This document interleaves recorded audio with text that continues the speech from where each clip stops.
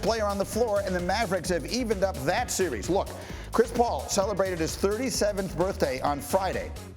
In the 2 games he's played since then, including that night, he has scored 17 points and committed 9 turnovers. He's had almost the same number of personal fouls as he's had assists. It's just been a disaster for Paul ever since he had the magnificent game in Game 2. So let's start there. Tim Legler, a player of his stature and all of that, how do we explain the performance and some of the mental mistakes, just putting himself in those situations that he did yesterday when already in so much foul trouble?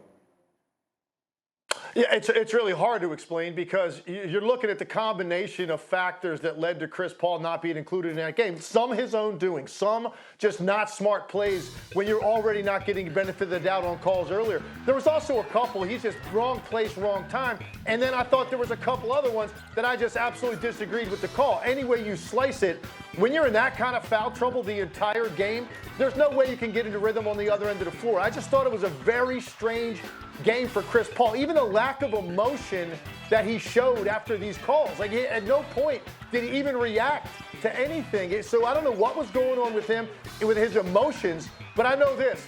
Chris Paul knows the pressure's on him. People are watching him. He is going to have a huge bounce-back game, I believe, in Game 5 in Phoenix.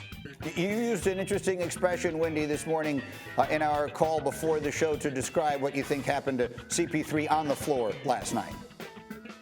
Yeah, it's an old man phrase, but he's an old man point guard. He is hoisted on his own petard here because the Mavericks outflopped and outsmarted him. What the Mavericks did to Chris Paul is what Chris Paul has been doing to people for years.